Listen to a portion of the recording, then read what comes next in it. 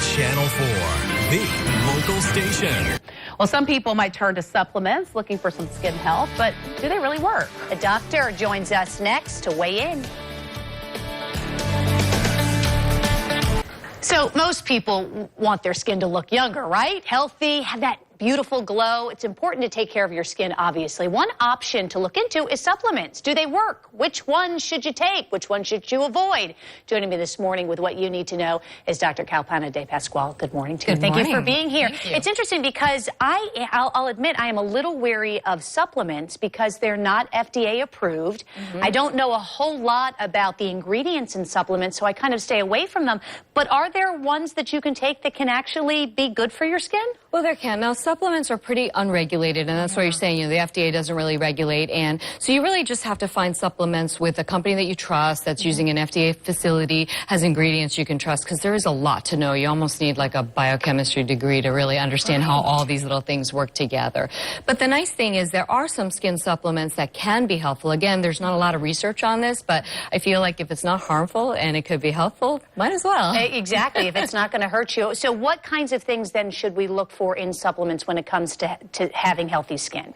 So one of the big things, everybody's heard about antioxidants, Yes. right? So there is a theory about aging called the free radical theory. So what we propose is happening is that inside of us, our bodies are, being exposed to chemicals, environmental stress, emotional stress, smoking, UV rays, and all that. So what that does inside the body is it creates free radicals, and free radicals are just unpaired electrons. So when they don't have something to pair to, they just kind of rampantly run all around the body, creating havoc to our cells. And on your cellular level, that's what starts to break down your skin. So the theory is that by giving your body antioxidants, that it will pair that random electron and just really prevent it from attacking the body cells and, keeping you looking younger for longer. So then when you're in, because, you go to the health, I've got one in my neighborhood, I go, and there is there's all these bottles on the shelves, and you're like, oh, okay.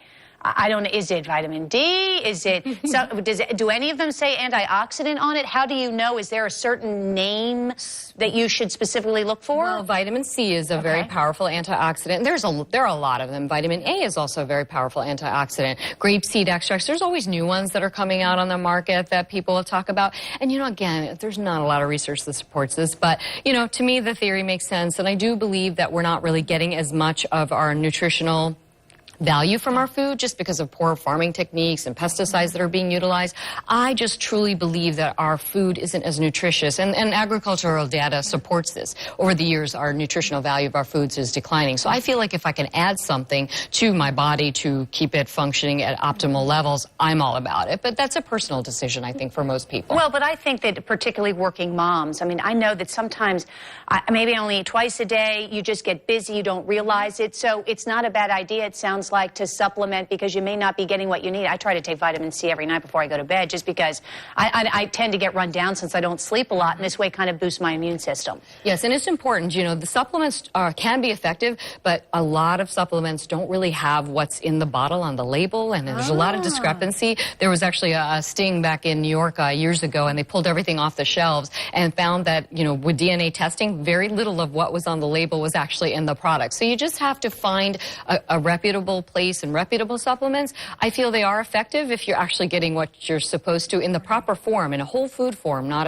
a synthetic form. That makes a big difference. So what do you use then for skin health? I use, I definitely use vitamin B7, which is biotin, helps with the skin, hair, and nails. I also do a lot of vitamin C, vitamin A, grapeseed extract, and also, there are all these minerals too that are supposed to be good for you, like selenium, copper, zinc, kind of help with the elasticity of the skin and supporting and preventing damage and things like that. You usually find that in a multivitamin too. So multivitamins are tough because they have a lot of binders and fillers, so a lot of multivitamins get stuck in your intestine, which isn't great. So it really, it's like a whole degree in and of itself. It's crazy. I know I'm probably confusing everybody more you just than have to I need to be. plan on spending more time in the health food store and ask a lot of questions, not only of the folks that work there, but also of your doctor. Exactly. Thank you very much. Appreciate your insight. And of course, if you missed any of this interview, you can watch it later this morning on News4Jax.com. Just look under the morning show page.